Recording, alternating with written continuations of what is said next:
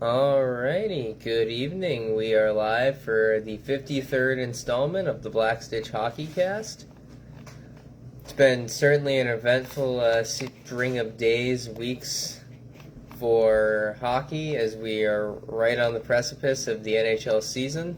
Did get underway overseas earlier in the week with the Buffalo Sabres doing what they do best, which is finding ways to get off to the worst possible start, which is pretty par for the course.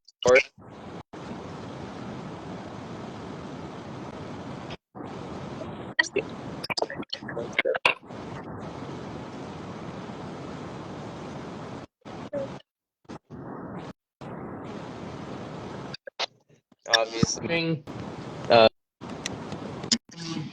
of a 8-year extension for Jeremy Swayman following all of the chaos from earlier in the week. Glad to see him getting his worth, his pay. Really love to see him coming in above $64 million on the total value of the contract. We're going to look back pretty fondly on this as him and Igor Shesterkin doing a lot of good for the goalies of this coming era and the next generation, especially the Russian kids, as you've probably seen with Liam Zavragin coverage. A lot of these younger Russian guys and even good American guys coming over, if Jeremy Swayman sets this precedent at 8.825 a year, and Shesterkin inevitably hits his somewhere probably around 11.7. It's really going to set a great cap threshold for really the next 3 to 5 years of goaltending signings. I know a lot of bootlickers were pretty upset about Jeremy Swayman perceiving himself as the guy who was going to set the market. But with the way the salary cap is about to escalate, probably at a rate and precedent that we've never seen before, Jeremy Swayman leaving nothing on the table is an unbelievable large value add for the players' union and their leverage over the next 5-7 years with the cap going up.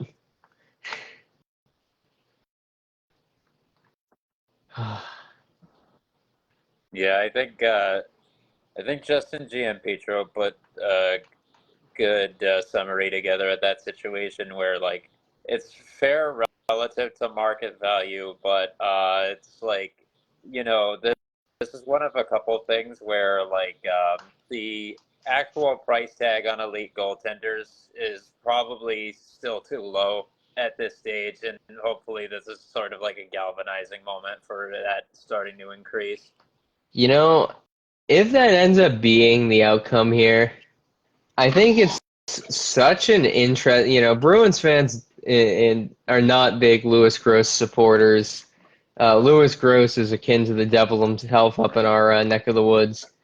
But man, to think that if this contract has the long-term implications that I hope that it does for the players, the fact that beauty of a man was, the architect behind the Nylander situation. We can talk about William Nylander's contract dispute until the cows come home about whether or not he should have held out. And once again, I think that there's the bootlicker perspective, and then the players, really for the players' side of, if William Nylander didn't go to war with the Leafs front office with Louis Gross, the primary infantryman on the front lines of that, like RFA earnings, like 20 to 25-year-old proven asset players finally getting their, what they deserve financially over the last, 4 or 5 years now. Like, to think that Louis Gross somehow could be the man who is the architect behind, those 25 to 28-year-old RFA goalies getting their appropriate compensation plus what he did for Nylander. Like, crazy that one dude could be the architect behind dudes getting paid market value.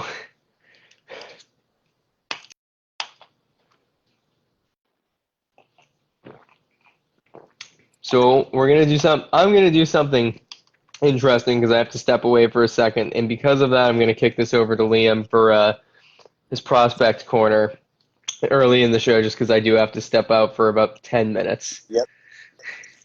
That sounds good to me, man.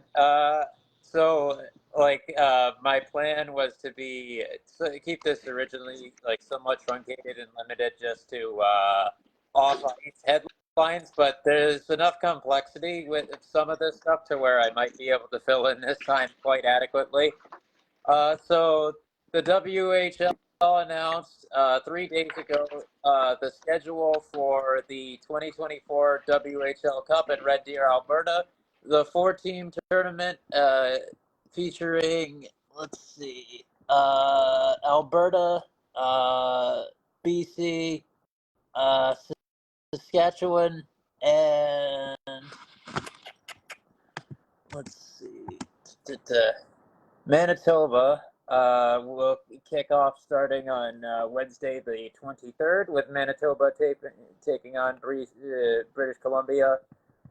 Here's a rundown of the screws and bolts of that tournament from the WHL's website. The Western Hockey League, in partnership with BC Hockey, Hockey Alberta, Hockey Saskatchewan, and Hockey Manitoba, announced today the schedule of games for the 2024 WHL Cup in Red Deer. Slated to be contested from Wednesday, October 23rd through Sunday, October 27th, the WHL Cup will be played exclusively at the PV Mart Centrium, home of the WHL's Red Deer Rebels. The tournament will feature teams from the 4 Western Canadian provinces competing in a round-robin tournament format followed by playoffs. The 2024 WHL Cup will showcase the top 2009 foreign players from these respective provinces. The WHL Cup, established in 2009, is held every season except in years where the Canada Winter Games are contested and is the first step in Hockey Canada's program of excellence for players. Sure, why not? I'll drop that article in the comment section because there's some detailed history about the tournament featured in there, such as it being a jumping off point for players such as Morgan Riley, Braden Point, and Matthew Barzal.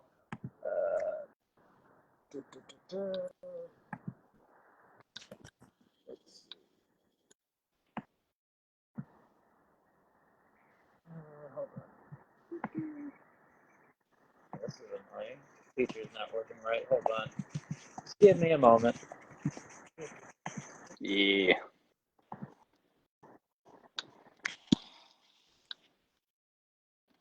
There we go. That's it.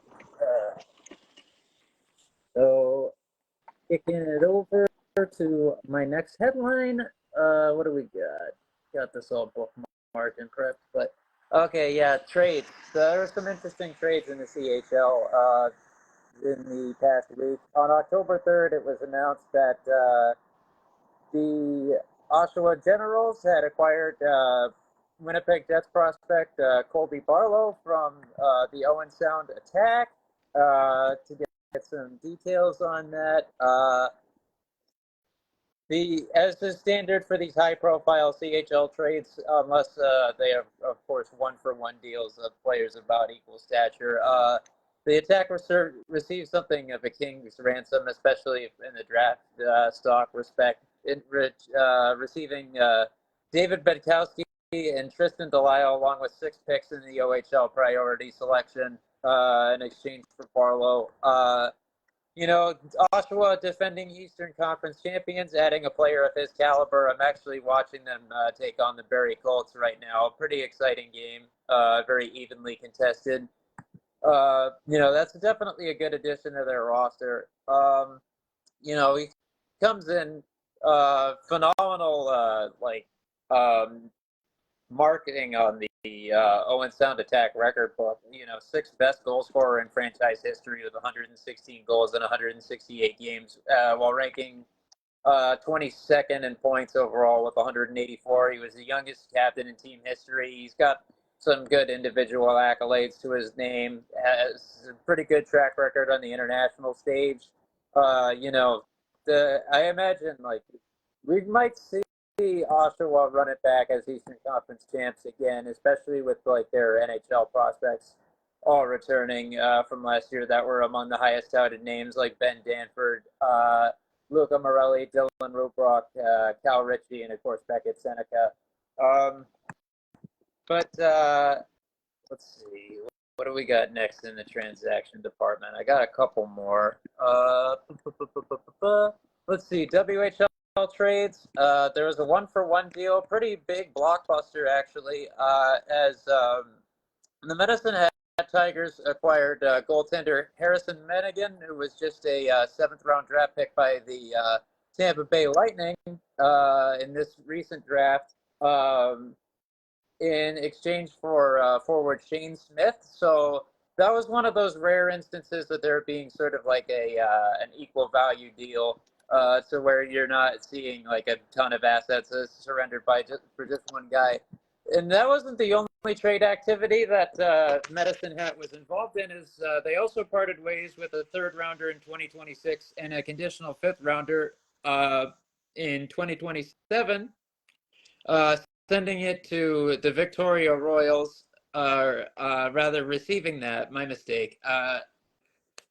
Victoria will be receiving forward Braden Boehm, which is, pretty good pickup for that forward core, which is like we've seen, they're off to a very solid start, only one regulation loss so far. Second in the British Columbia division, behind only Prince George for the moment, notably with Prince George having 2 games in hand on them. So we'll see how it comes around. So Boehm is not, like this phenomenal offensive presence or anything like that, but, he's a good grinder. He's good for maybe like half a PPG. And he's adding a lot of maturity to a young group as a 2004 born. So that's, I thought that was a good pickup for Victoria. So I was pretty content with it. There was some disciplinary action in the OHL. The Peterborough Petes, Jonathan Mealy, yes, that's actually his last name, was suspended 2 games as a result of actions in their road game against the Sudbury Wolves on October 4th, in which he received a major penalty for checking to the head. Let's see. The Kingston Frontenacs, Xander Valeris was suspended 2 games yesterday as a result of instigating in the last 5 minutes, for which he received a game misconduct in the game 2 days ago against the North Bay Battalion. Stan Butler, the head coach of the Erie Otters, was fined $500 as a result of actions which resulted in a game misconduct for abusive official for their game 2 days ago on the road against the London Knights. What else we got? Speaking of the Erie Otters, they recently announced that on January 10th, they will be raising Connor McDavid's 97 to the rafters. So that's going to be a pretty good ceremony, I bet. But on like the more pressing legal side, which is very commonly occurring nowadays, let's see who reported on this. I just want to make sure the proper credit is given.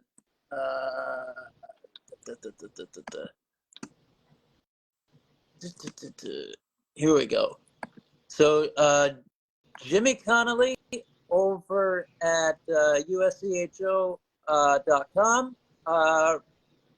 initially tweeted, "Have learned from multiple credible sources that NCAA will be voting on emergency legislation to allow Canadian major junior players to be able to play NCAA ice hockey.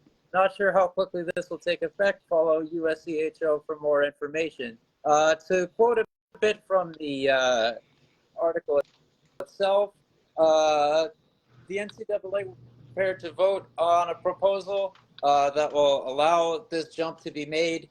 The NCAA Division I Council is scheduled to take up a recommendation to adopt emergency legislation that would eliminate the prohibition on major junior players in NCAA hockey, according to a source. The council meets on Tuesday and Wednesday. A committee studying eligibility concepts recommended the change, which would head off legal challenges to NCAA rules that have taken away eligibility for players who have appeared in major junior games.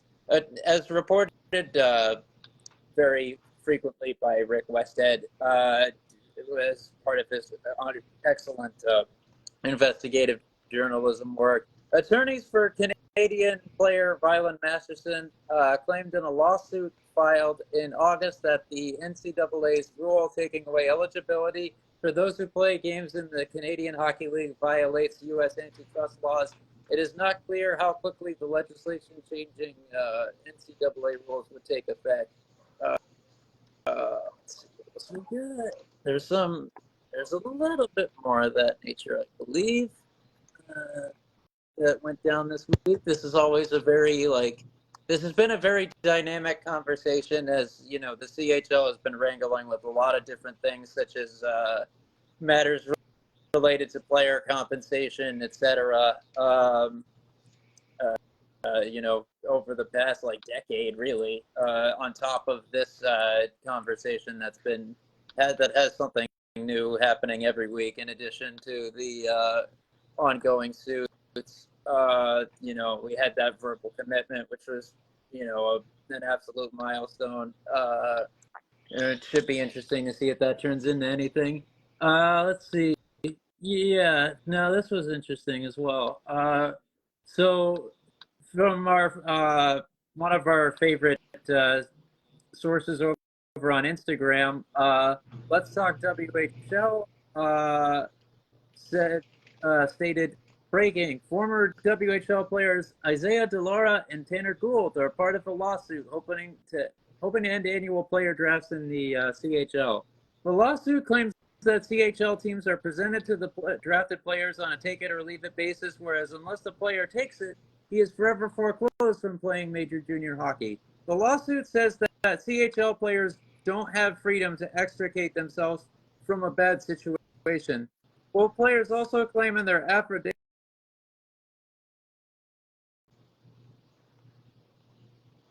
not focus on school. Their quotes include, and by the way, this was also, of course, originally reported by Rick Westhead, or class by him. DeLaura stated in his affidavit, the team generally preferred the home and rest rather than attend. Gould reported, the Tri-City Americans had a strict rule that we were not allowed to do schoolwork on game days. This was a directive from our coach, and even our billet families were instructed not to encourage school on home game days. That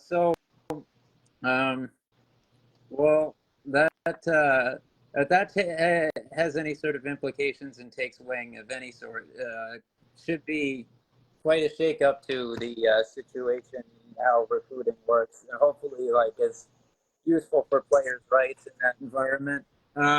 But lastly, on a somewhat somber note, I have to report that a couple of days ago, we learned that Chad Demers, former player and coach for the Fargo Force of the USHL, passed away following a 6-year-long battle with brain cancer at the age of 33. Demers scored 65 points, 23 goals, and 22 assists in 117 games with the Fargo Force of the USHL from 2008 to 2011, being named captain for his final season.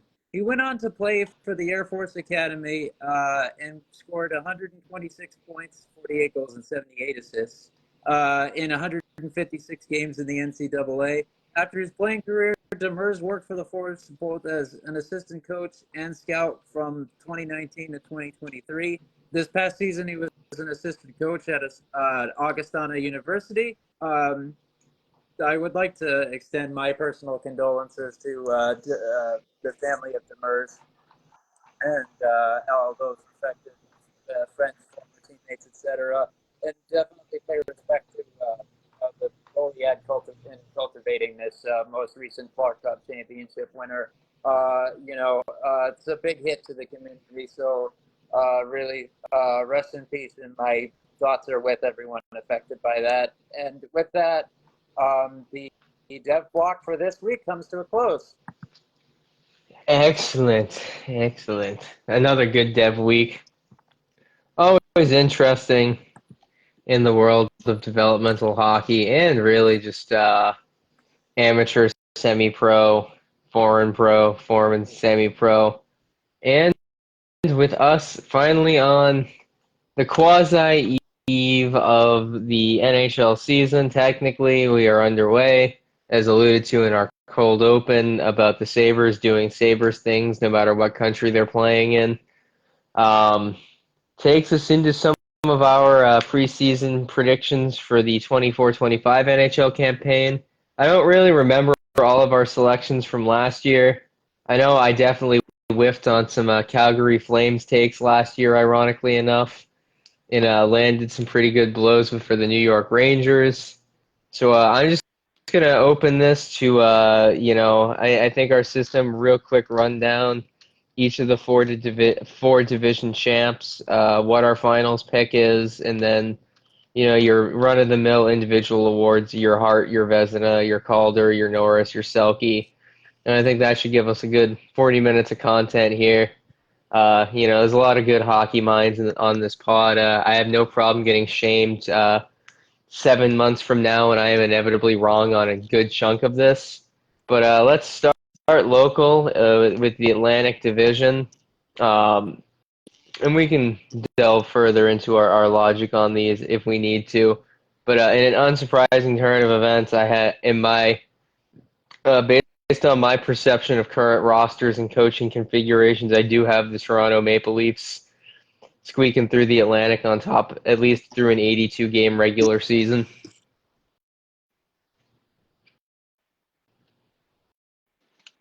I like that pick a lot because I actually also went with Toronto. Yeah. But again, also you guys know how much I'm throbbing for that goalie tandem. So Yeah, I like the improvements. And although I think there are some blind spots still, but like especially, like uh, the goalie situation, that took a step up. You know how much I'm beating my chest for the Mark Savard hire. I really think it was the best non-roster related move that any team made this year, quite possibly, because it certainly wasn't New Jersey hiring Chuck Fletcher. Didn't resist. But I gotta say, I really think Florida is going to run it back. Like, because I just think when you keep that much of that good of a core intact and like resist like the um, inevitability of like disintegration that is faced in that situation as best as you can. Especially with knowing what you know some of those mainstays are capable of and will be able to tap into again. Like I just think that they have a pretty strong grip on what's probably the second most competitive division in the league after the Central. That I just can't see them relinquishing it quite yet. Yeah, you know, this was a hard choice for me between Florida and Toronto. And really, the only reason I leaned Toronto is I like Toronto, and this is where this always gets. When I look at these teams' cores additions, like I like Toronto more over an 82 game regular season schedule. I think obviously Florida goes deeper in the playoffs than Toronto.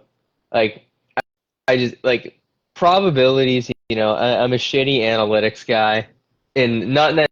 And when I say that, I'm not the micro stats, the hockey cards, the game score cards, but really just like on paper, assuming both of these teams have an equal number of injuries to an equal number of valuable players and positions. I just think Toronto's speed, skill, edge is a factor against your average NHL teams on more nights than Florida's defensive and strong scoring ability. And again, not by much. Effectively, the gap between these two teams, in my opinion, is going to probably be decided towards the last 2 or 3 days of the regular season, much like Boston and Florida were this year.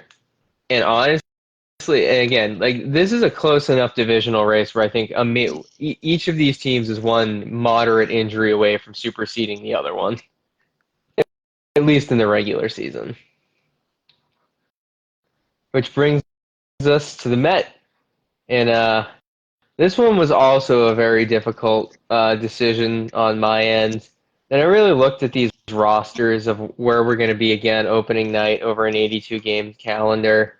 And I'm still at a point where I find that the New York Rangers are going to hang on to a slight margin at the top of this division. Just because I don't think they lost any core players on their roster. They still have debatably the best goaltending tandem in the league. And like I think that the Hurricanes made some good pivots, but like losing Pesci and Shea is still going to take time for the chemistry with Sean Walker and all those guys to gel. Yeah. And I think that transition period I think is enough for Laviolette's squad to get enough early season points to hang on to the division at the end. Yeah. When it comes to Carolina, I think that I'm more moved by their defensive core than I am by their forward group. Like their top six, like it kind of sucks at this point. Like especially in contrast with what they built up at the deadline last year. But it's like there's just enough of a downgrade to where like I just don't. I almost feel like their window is starting to close, and that like we're gonna end up seeing like some intensively active Eric Tulsky off seasons in the next couple of years. Whereas so then like when you look at the other, I guess the other two Hydra heads in the Met, like I think that uh, New Jersey is going to be like more difficult and intimidating to play against, but like I think that they also did it at the expense of the an adequately skilled roster enough to where like it's gonna they did kind of take some steps backwards in some areas as well, and I think they're honestly one of the this time around I am actually convinced that they are one of the most overrated teams in the league, quite possibly. And even like New York isn't flawless. Like I don't really think their center depth is all that great, but they're like like especially when you look at it, so having like a situation where like Trocheck is their 1C, and it's only because he's good enough to be an adequate partner to like an elite winger, which he is. It's not because he himself is phenomenal on his own standing. He's kind of like Rupe Hintz, East Coast edition, I think. But like their overall roster build and having someone as good as Igor Shesterkin in between the pipes is kind of like clearly establishes them as the best constructed team in that division. And I honestly expect them to win the Met this time around again as well. Yeah, I mean, I think the thing with the Rangers too is like when you look at special teams. I mean, their power play was amazing last year. Where I think when some of these teams you rely on special teams, and I mean, obviously when you get to the playoffs, I mean, you also still it comes down to 5-on-5 being able to win like close games. And again, looking at the Rangers, when you look at their obviously again goaltending situation, but you also look at that defensive group, and a lot of those guys can play two-way. They have offensive impact. I mean, you look at what Miller's done, you look at what Fox has done. So I mean, I think on that end of things, it's going to be pretty consistent to kind of what they were last year. Obviously, postseason's another thing as far as like them being able to just get going, because we've seen them obviously, and not get too deep with the playoff runs, but we've kind of seen them where they get reliant on the power play. But I think when we look at like Carolina, my biggest thing is just the depth on their bottom six too, and even the bottom defensive pairing. They're not as deep as they were last couple of years, and I feel like every year you want to improve. And we've talked about Brendan Moore and what happens when you have a coach that stays for a team for a while. And again, obviously the Hurricanes have been wicked good for the last several years, being a contender, obviously. And I just think like, at what point does Brendan Moore also get stale to an extent in that locker room? And I mean, I think with the Rangers, they have a lot. They're not perfect, like you said. I think that they still have stuff to work on, but that division, I mean, there are so many dark horses where I feel like an injury could easily ruin several of those team seasons. And I just think as far as like complete, having more depth than others and maybe being able to give up a player or two to injury, I think the Rangers definitely are the favorites. Plus, I mean, Lafreniere, like you guys have talked about all year. I mean, seeing his development over the last 2 years definitely gives him another high-end impact player. And I think Riley Smith, just from preseason, I thought that he looked like he had a good amount of chemistry on that Kreider line. So it's one of those things where, like, if Riley Smith can find his game where we saw him in Vegas, I think Riley Smith could be a good middle six impact guy for them.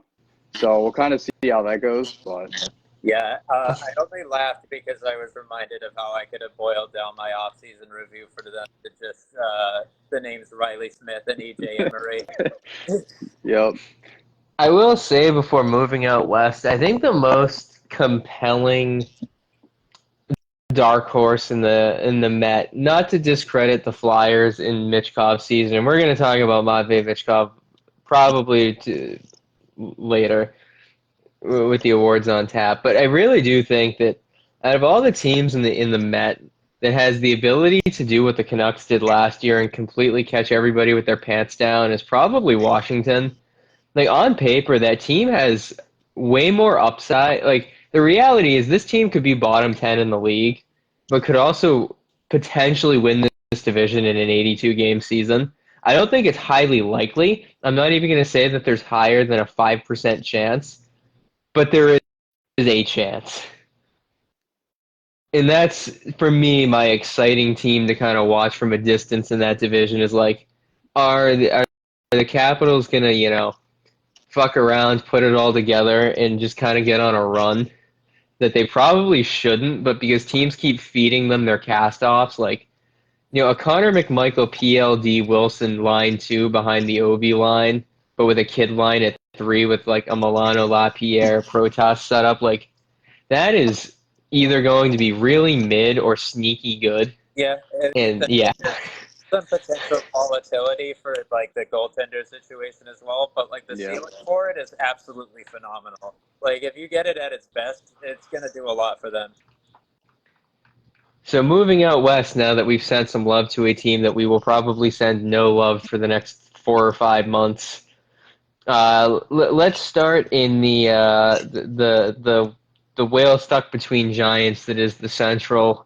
This one, I didn't overthink it. It's a super competitive division. Every team in this division, with the exception of the Blackhawks, is highly competitive. And yes, I am including the Blues in that highly competitive group. I don't think they're going to be particularly successful, but they are highly competitive, and they're going to be a pain in the ass 82 nights a season. With that said, I didn't want to overthink this one. I think Dallas is still the best team in this division. Yep. They didn't lose, a blue chip, high impact player like other teams in this division did. And they're solid. Like, I'm going to talk a little bit more about Dallas in a bit for other reasons. But, just such a complete roster, such a complete group, well coached, great execution, really, really difficult depth to match up with at every fucking position. Yeah. Yeah, I think like the only thing like they're like sort of waiting on at this point is just to get like 100% like top form Jake Ettinger season, which has been like somewhat evasive like the last couple of years. But like even without that, and I think it could very well happen this time around. Even without that, they just still look like the strongest and most intact team in the Division of Doom. The only like potential like dark horse I'm kind of side eyeing is Nashville. But like I put them like in my like I put them in my rear view, kind of just like sort of watching, see if they're like creeping up on me and surprising me. Whereas I like very much see like Dallas as like the foremost threat by a pretty respectable margin. Yeah, I mean, Dallas is just, I mean, they were the most complete team last year in that division. They didn't really lose any key pieces. And then, I mean, they didn't add a whole lot, but I mean, I feel like as far as like at least the Casey Smith edition, I feel like that's huge. I mean, he did play well for Vancouver. I mean, obviously, again, only thing with Casey Smith is just kind of his durability, especially in the playoffs. But I think having a guy like that behind Ettinger, I think is going to definitely definitely help push him. And I mean, again, he doesn't need pushing though. I mean, these guys are, like we've covered, they know what they're doing. They know what the goals are. And I think the last couple of years, I think it's a lot of good momentum. So, Which now moves us to our Wheel of Fortune division, where I would be shocked if we all are in a. Let me back up. I would not be surprised, based on my logic of how I'm going to come with, how I came to who I think is going to win the Pacific, is I looked at all these rosters side by side and said, if this team is healthy, they have the lowest amount of volatility on any given night. And I cannot express enough, I might have a stroke when I say this because it pains me so much down to my core that the Vegas Golden Knights are probably going to win the Pacific, and I don't think it's going to be that close.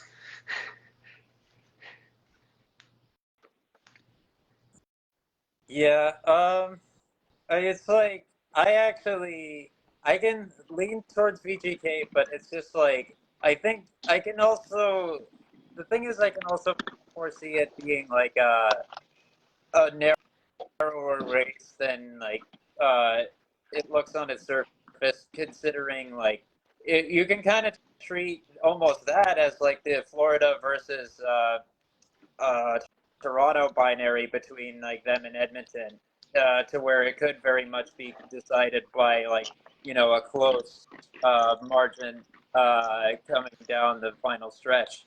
Like, uh, and you have to also wonder like uh, which version of like um, Ilya Samsonov that we're gonna see. It's like I also I look at like the freaking GOA percentiles and like the projections there for the defensive core for like the Knights, and like we saw it with like the ridiculous President's Trophy run for the Bruins that couple of years ago. Like when you have a core that's capable of like putting up the most ridiculous like somehow never regressing, at least until the postseason in their case. Defensive analytics just night in and night out and completely shattering every metric. It does a lot for those long stretches. So like I can like perceive Vegas as a front runner, but like Edmonton may also surprise us in that respect. And they, will obviously postseason is neither here nor there, but like they might be the ones with the better trajectory in that respect. But yeah, we'll see. yeah. Yeah, so I had Edmonton. I mean, it's close. It's just, for me, I look at them and I feel like they're just more like the 90s Penguins this season, where like last season they dominated, they scored a lot. I mean, and the thing is, like, offense wins games, obviously, Bader. The thing is, like, you look at like the acquisitions, and we've talked a little bit, like Jeff Skinner, Victor Arvidsson, where they add so much scoring depth. And one thing I looked at was the injuries, especially for some of these teams and how they're going to start the season. I like Vancouver, and I feel bad for Vancouver because I feel like they kind of, you look at Joshua being out for, obviously probably at least a few months, which again, I mean, not a top six guy, but I like bottom depth. You look at Thatcher Demko, who, again, phenomenal goalie. It's just he's still battling that knee injury. So it doesn't really seem like there's a clear timetable for his return. I mean, obviously they want him 100%. So the thing is, I think Vancouver, I do like a lot what they had, but with Edmonton, the other big thing is, I mean, you look at what Zach Hyman did last season, and again, a lot of it was just gritty hockey. Get the spot, you're going to get scoring chances, and they finished. There are some teams in the NHL who could learn a thing or two from what they did last year, but I mean, even the bottom, like you look at their bottom group, they look good. Defense has always been an area of focus for me with Edmonton. That is my only concern about the Edmonton Yeah. Oilers. In an 82-game window, like Matthias Ekholm and Evan Bouchard, if either of them sustains a significant long-term injury, they're in a very similar boat to the LA Kings defensively, where like if they lose one of those two players, their next man up just doesn't like Darnell Nurse, depending on like who he plays with, is a competent defender. If you lose Ekholm or Bouchard, and then Nurse is filling that gap and filling those minutes. I I don't love their depth. And like Yeah. I don't think it matters as much in the playoffs necessarily, but like if they had like, I look at where I look at Vegas and where I look at, even consequently Seattle, who I think is kind of a quiet dark horse in this division, where like, if Seattle loses Vince Dunn or Adam Larson for any extended period of time, like they're more well equipped to handle losing one of their top pairing Ds, where like, the LA Kings without Drew Doughty are basically going to be probably as competitive as the Sharks and the Ducks because Yeah. one defenseman is out. Yeah. You're And absolutely right. like, But I mean, yeah. Again, and no, you're right. Edmonton's going to have a great season. They're going to make the playoffs. Yeah. They could, back to Liam and I on the binary of this of like the fact that the margin between these teams at the top is so thin that like we're talking about a potential injury basically being, what's probably going to separate the first and second in some of these races. Yeah. Yeah, and I mean, like, for me, like, you're absolutely right. Like, they lose one of those, like, especially Bouchard, they're screwed. But at the same time, like, you look at the amount of offense that personnel of that forward group can create, and it's one of those things where, like, I'm not going to be like, okay, guys, the Oilers aren't going to play defense in the regular season, but, like, when you bring guys in like Jeff Skinner to add on to that offensive, like, you kind I of, I you're don't going to really feel outscore that other way teams.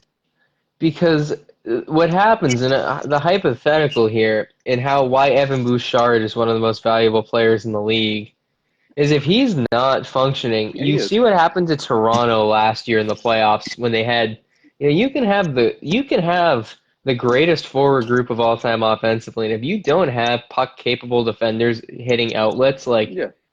No, you're you're right. you're incredible. Like yeah, McDavid's gonna find points, but the pressure that can get put on their goaltending and their defense and their back check so Yeah. quickly if they don't like, and that's just not a problem specifically Vegas or even to some extent Vancouver. Vancouver does have a lot of issues with this, even with their healthy decor last year.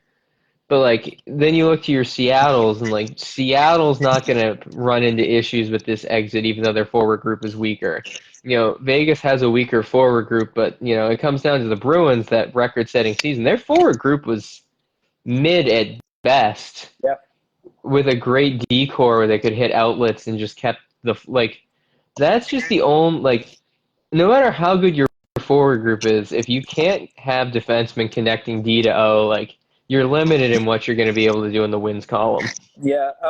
And like I think that there's something to be said for like having your offensive approach be like very like possession dominant, and like for it to be like the kind where like you have outstanding defensive metrics because of that possession play and just hemming the team in the OZ. Like we see Dallas have that be a point of emphasis where even if they obviously like it's phenomenal that they have a 1D like Miro Heiskanen who also like is one of those a few like absolute two-way unicorns in this league at this point and also like facilitates that. But like you have someone like Jason Robertson who like helps it just absolutely dominates, and that's why his numbers in that area are so good. And I don't really feel like that's going to be a focal point for like the Edmonton attack. So if they're like, D is not optimal because of the absence of Bouchard, especially, or even Ekholm, then, it's like they don't really have that to fall back on as much. Oh, yeah. No, absolutely. And now that we've covered contingency plans, Stanley Cup final predictions, I thought long and hard about this one, and I think Dallas does it finally. I think they do it in 6 against Carolina, and I think that after that game, neither team is going to find their way back to the Final Four for probably a decade. I think this is very much going to be last ride all-in seasons for both Dallas and Carolina. I think this is the year Carolina gets it done and then comes up short in the finals. Yeah, I mean, you're really generous there because, like, I mean, they haven't won a conference finals game since 2006. And, like, Yeah. the thing is like Brindamore is part of that. Like, I think that he's one of those guys who can successfully change the identity of a club for the better.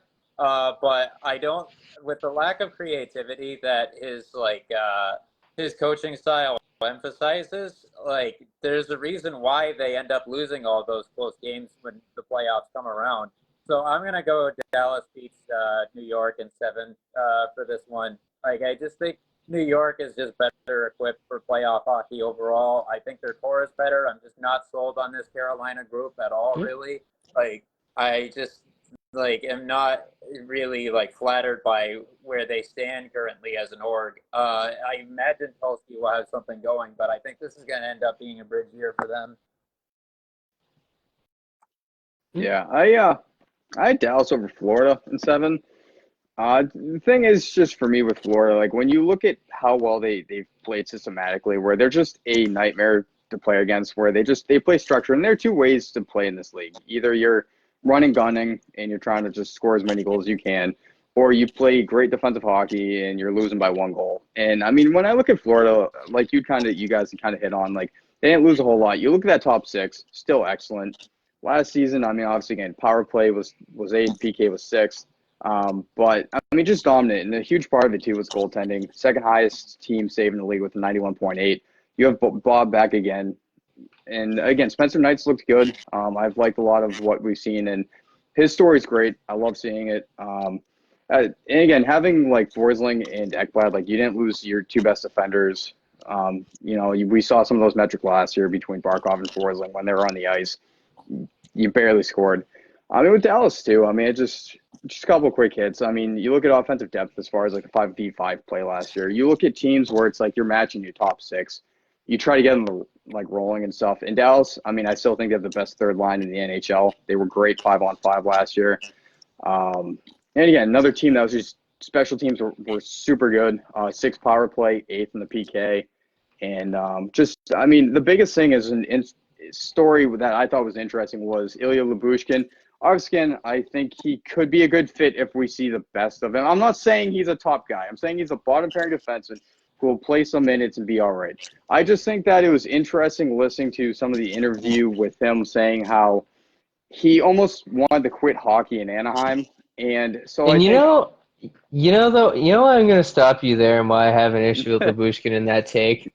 Lyubushkin statistically played probably the best hockey of his career in Anaheim while being miserable.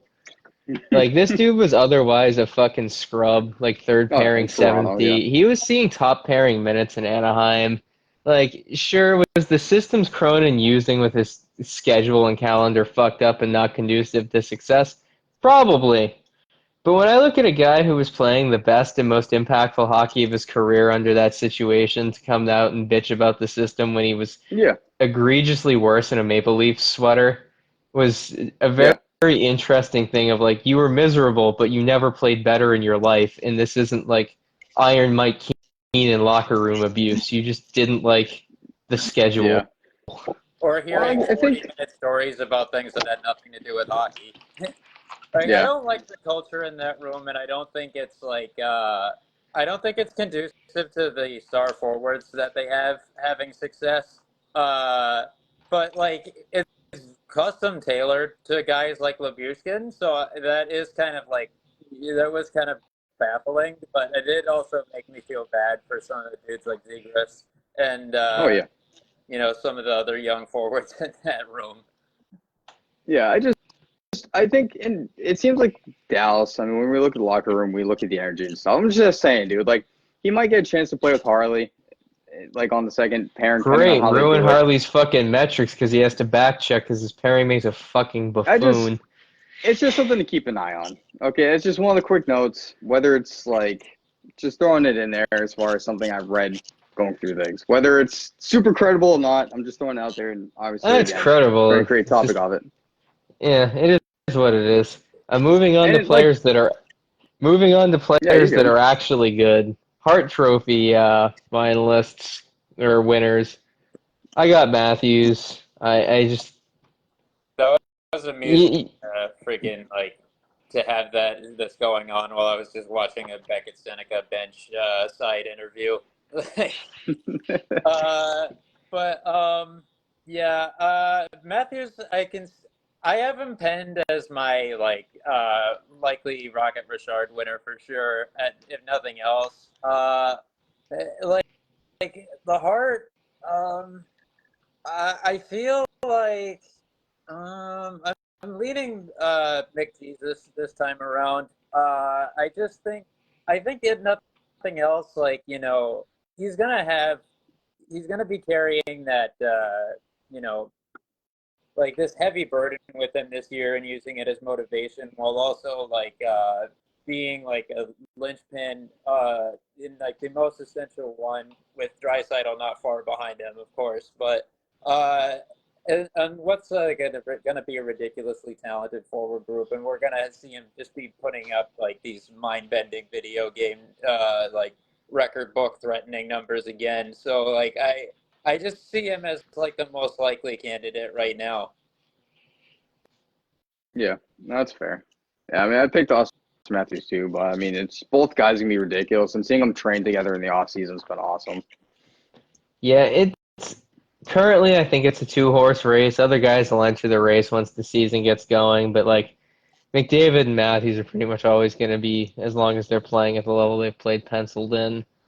Brings me to the Vezina.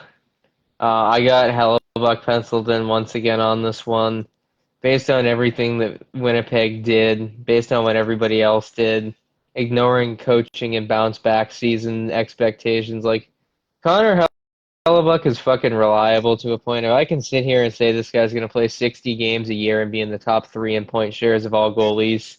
And is it a lazy pick? Absolutely. Is it a hot take? No. There are a guy like Shesterkin's ceiling's higher. Sorokin could theoretically be better, but not with Patrick Waugh behind the bench.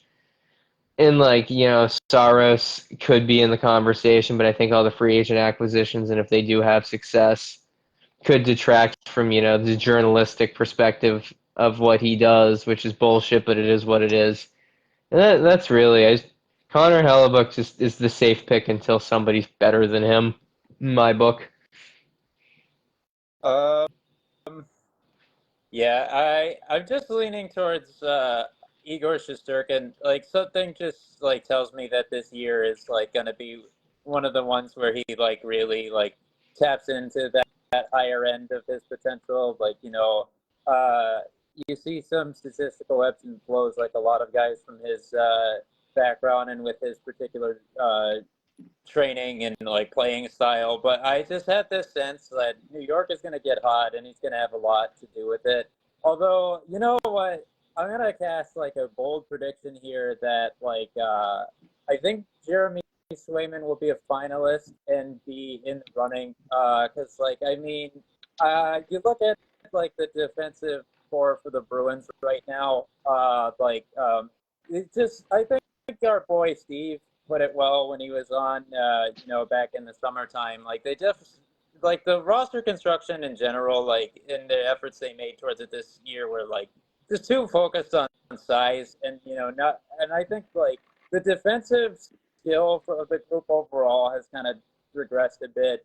But Swayman has also, been continuously on like an upward trajectory. Just this past year, we saw him get a handful more starts than Omar did and post better statistics than him, and then have the bulk of the duties in the postseason. So I think he's going to continue to grow. And with that, he's going to establish himself this coming year as a guy who's like a clear-cut number one, because he's not going to be splitting duties evenly with Corpusalo, I imagine. And, he's going to also just be continuously growing and posting even more clearly better, like in that top bracket of guys' results. Yeah, I mean, the other thing too is, I mean, he's going to his last season under contract. So, I mean, obviously now, I mean, I feel like a lot of these guys, I mean, when they go into a contract year, it's the prove it season. And again, we've seen dominance, but I think obviously again with the Swayman contract and everything, I mean, I think Shessie's definitely going to get paid. But I mean, when we look at even like the last postseason, when a lot of that depth scoring and stuff for New York kind of evaporated, Shesty absolutely stood on his head, and he was like the only reason why they even got to game like 6. So it's like, I don't know. Just dude's phenomenal. Yeah, like the whole narrative right now is that he's going to be the true market setter for the goaltending deals, I think. And like so like Shesterkin, like aside from just, that craving for victory, how he stands on the whole did they win the Stanley Cup? No, then I don't care sort of thing. It kind of reflects his own mindset as well. And just like knowing that he's going to get like a historical bag that like we might be seeing him get like a Carey Price type AAV. Like that's going to be like that's such an incentivizing factor for him. Moving along to the Calder Trophy. I don't think there's a whole lot of conversation that needs to happen on this. If Matvei Michkov doesn't win this, I'm going to be fucking stunned. That's all I got. He's the guy. He's got professional level experience. Nobody else that's coming into the league this year, I think, is really going to be able to contribute what he does. Yeah, I'll just like I'm gonna break it down to the screws and bolts, like, and just look at the stats, like, a bit. Not dive into the nitty gritty at the numbers, but like, just like the brass tacks, we know what like the discrepancy between, you what their expected goals for are like, and even their expected goals against look pretty good with him on the ice. Like the Morgan Frost duo, and he had to actually. It's funny. Like I look at some of like the instinctive reads and some of the mistakes that Frost had made when they were on the ice together. Like, he was even carrying him a little bit, and that's to say nothing of like that almost like 20 percentile points bump he had on the very young defensive duo of Bonk and McDonald in those preseason games, like particularly the one I attended in Boston on Tuesday. Like his on ice impact is phenomenal. Like his playmaking is just like so fucking good. Like and like even with him like getting these reps on the left wing, like he has just a small amount of adjustment to do to the transition aspect, but his OZ play, like as a left wing, something he doesn't have really much experience with, but he's just prone to being a rover. Like he's already got it down. Like he just has like the memorization of like, game situations and like the patterns in which he's supposed to attack memorized so well that him being flipped from one wing to the other doesn't even matter for him.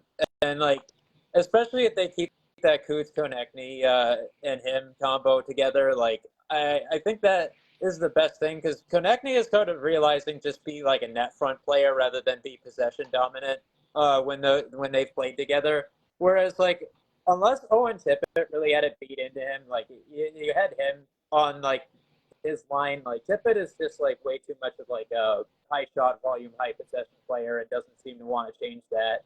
So I think we're going to really see the best of Mitchkov there with that particular trio, especially with Kuts being able to like allow those guys to be more aggressive in those the etc. And with him, not that Mitchkov hasn't picked up some of his own off puck slack. Like I saw him do great in one-on-one situations against the like of McAvoy and Pasternak in that game. Like, I think that's going to be a good working configuration. The only guy who's really a threat at all is Logan Stankoven, but like, I don't really, even with my personal bias aside, like, I just like, and just acknowledging it, I think he definitely looks like a pretty strong favorite in this race. Yeah.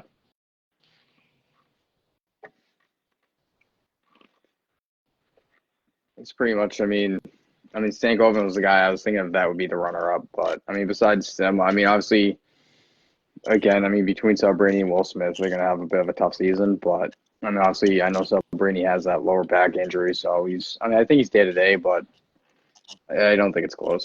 We're all day-to-day, to quote Keith Olbermann.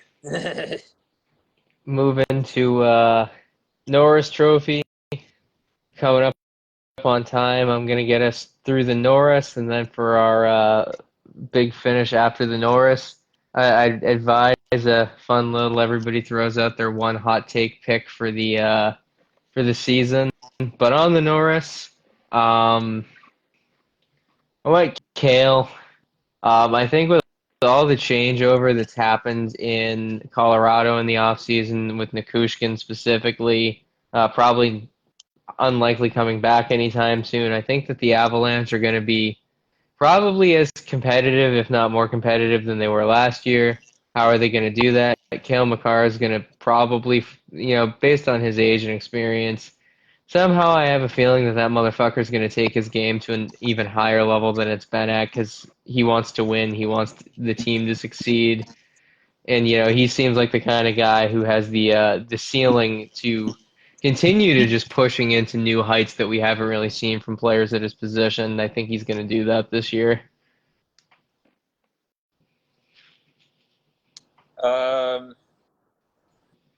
Yeah.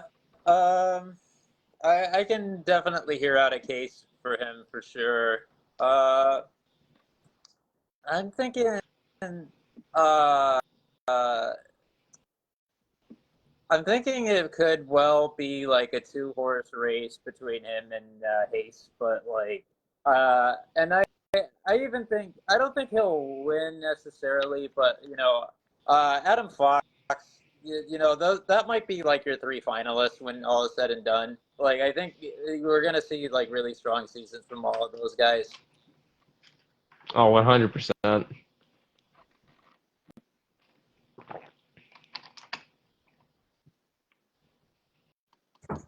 Yeah. So for Norris, I was like leaning towards Quinn Hughes because again, his skating, his edge is phenomenal. I mean, Vancouver again, he's going to have to be the guy again. I think offensively when you look at him and obviously what Phil Baronic's going to do, but I figure they're going to split him a bit. I think Carlson. I think he'll have an honorable mention. Possibly not a finalist, but I think he's going to have a really good season. I won't be surprised if he did hit 60 to 70 points this season, just because again, David Quinn reuniting with him, which again we saw what he did in San Jose. Also, I just love David Quinn. I think he's the right guy for the power play. So, and plus the defenders. I mean, he coached Kreslik at BU. So, Yeah. Yeah.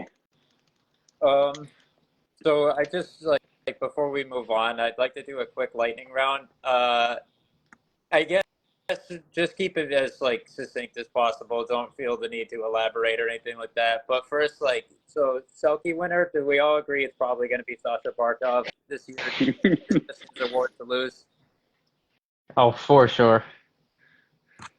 Yeah, it's just like he's kind of like a Sir Patrice Bergeron as the guy who has the monopoly on the award, especially with what his responsibilities are, like the sort of minutes he plays, the deployments he has, and how good he plays them. How well, I should say. Um, and just that him having like a good number of years of viability left in that role as well, and like having. And we know it's like a two-way forward award, so he does put up points despite not being the most creative player in the world, really. Like when you get down to it, like I think he's got it under wraps. But also, so your Conn Smythe Trophy winner, who you got for that most likely? Jason Robertson. Yeah, I think I agree. Yeah. Yeah, he's just like he's one of those guys who can take over a game and while also he's a very clean player, but he's also very built for the toughest games. He's very possession dominant. He can play through contact very well. He just has everything you need to make up for not being the best skater in the world, and that's really going to shine through on that postseason run. But lastly, first overall pick selection, who's going to be our draft lottery winner?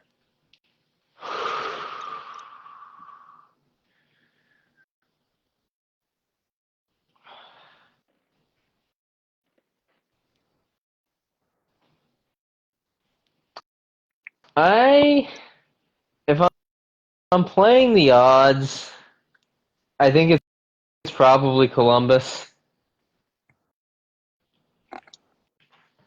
Yeah. I would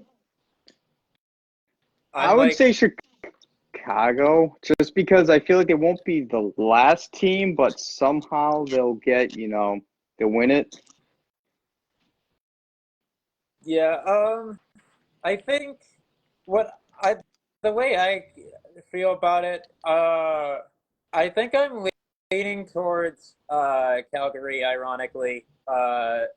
Just because, like, for one thing, like they're doing I think Conroy's making the right moves to rip it down to the studs. And they've made it pretty clear that everyone is on the table at this point. And plus, I think I feel like the um, the NHL is due to make.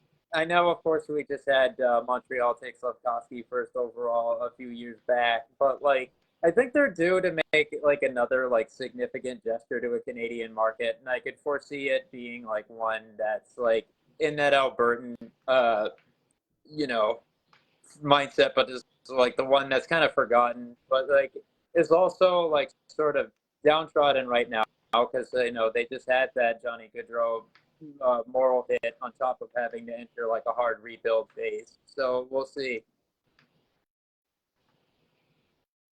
Yeah. Now we can kick it over into our big finish. Um, I guess like just I'm gonna expand upon like some of the things I've been tweeting out. You know very well that I've like sort of firmly established as like very much someone beating the drum for Yegor Zavragin, but I want to put something into perspective here. So like his D+1 VHL numbers were like on par with the ones that Igor Shesterkin put up in that exact phase of his career as well. But now that we're at this D+2 phase where, his save percentage has been like a combined 9.75 over these last two games where he had the 36 save shutout and the 41 out of 43 against Minsk today. And this is just, now he's at this stage where like he's got a save percentage at freaking 941 for the year. As one of the youngest players in his draft class generally, so he won't be turning 20 until August 23rd of next year.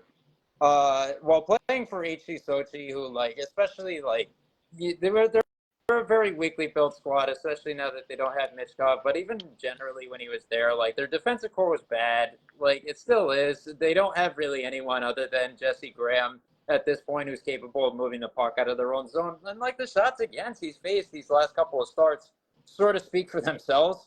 And he does this like, like he has like the good reads. He can cut off the angles and things like that. But he is like a very aggressive hybrid style goaltender. So when you look at this, like the totality of things, like he has a persuasive case. Like when you consider the league he's doing that with the team that he's with and in the league that he's in, even though it's sort of unheralded in how good the defensive systems are in that league. I mean, he's certainly not benefiting from it in that environment.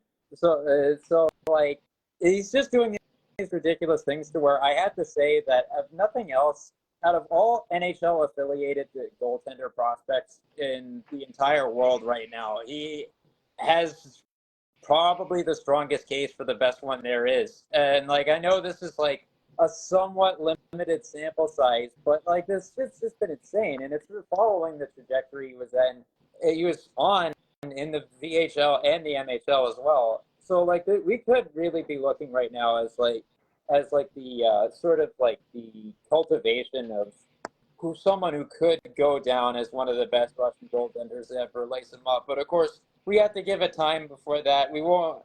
This isn't even his full self, and it probably won't be for another 5-6 years, something like that. Like he's basically a name at this point, but the path that he's on is super encouraging, and if that's the end result, I wouldn't be shocked by it. Yeah, that's pretty interesting. Yeah, it's been crazy seeing a lot of stuff that you've been posting into it about the kid. So for my big finish hot take of the season, I think Jesse Puljujarvi is going to finish with 30 goals on the year. Hmm. Hot enough that my eyes popped out of my head, so that's a fun one. You could be right. Um, my big Finnish hot take is re- really I think that the Seattle Kraken. I'm really getting the vibe that they're about to put something together that might be special. I have they're making the playoffs. They're probably going to be the third team in the Pacific. I think Edmonton and Vegas are the only two teams that I think are going to be better than them this year. I also think they will probably end whoever they're going to be in the final eight again this year. Is my take. Is Seattle's going to be at least final eight? Could end up in the final four this year.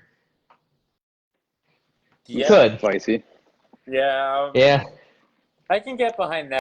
The only thing, they're a very well built squad that at this point is really only lacking a distinct centerpiece. Like that's the only real like blind spot, and yet that even like might be enough for them to get into the postseason, particularly with the volatility in that division.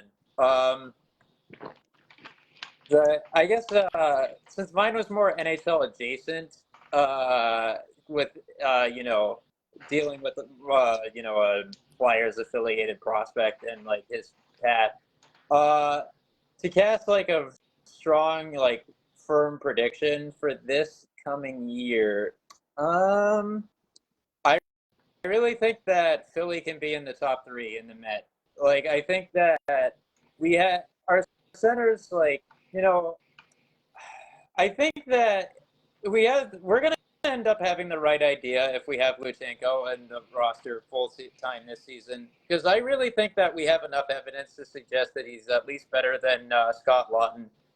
And like he's a Noah Cates and Ryan Paling type player, but he's like a lot better than at those particular capacities than either of those guys are. And like with his ceiling possibly being, you know, even like a Mike Richards type archetype when everything all is said and done, like that's gonna help like the strength down the middle a lot. But like I honestly, the biggest thing we have going for us right now is like you look at the crop, particularly if like Konechny and Tippett get less usage than they did last year.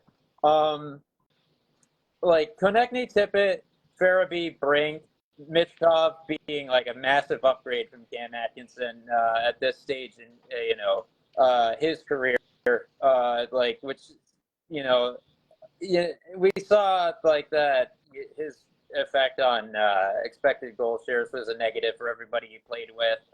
So like even like a 19-year-old Mitchkov like is just like making a big like pop for that group.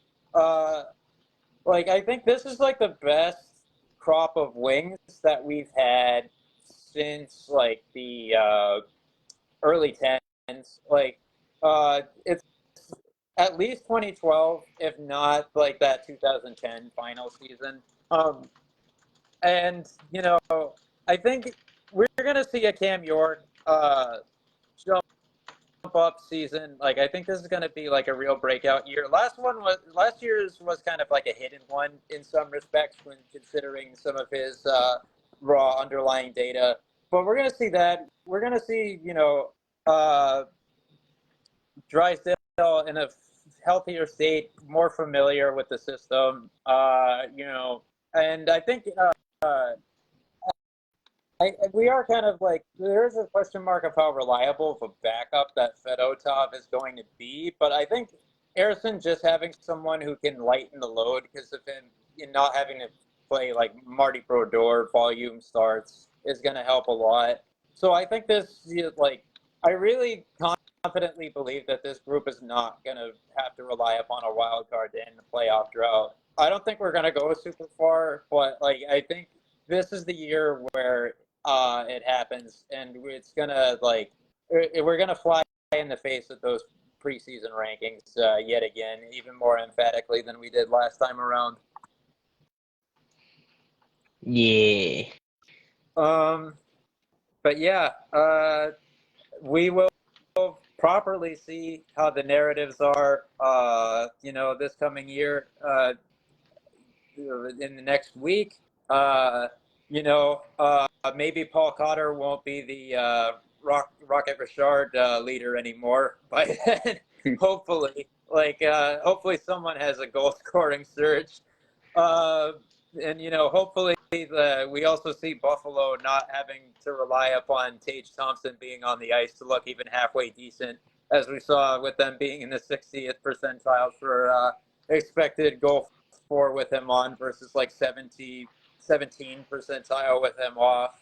But with that Lindy Ruff reunion, if anything's gonna possibly neuter a true like big statement season from Rasmus Dahlin, it could potentially be that. It's so tough juxtaposition because of like the system working, but not the right voice for it. But hey, hockey's back, full fledged, and a lot of teams will have a lot to prove. It should be fun to watch.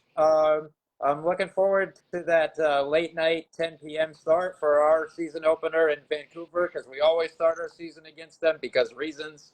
And we're looking forward to talking about it in front of and with you all. So we're looking forward to having you along for the ride. Thank you, everybody who listened and for your ongoing support.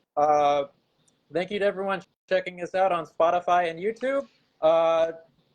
Look forward to some articles in the intervening time. I'll have even more in-depth KHL stuff about Zavragin and even more. And I'm looking forward to sharing that with you. Maybe some more prospect profiles. I've got some stuff on the back burner that I might act upon. I'm looking forward to sharing that with you all. Well, take care, everybody. Have a great night.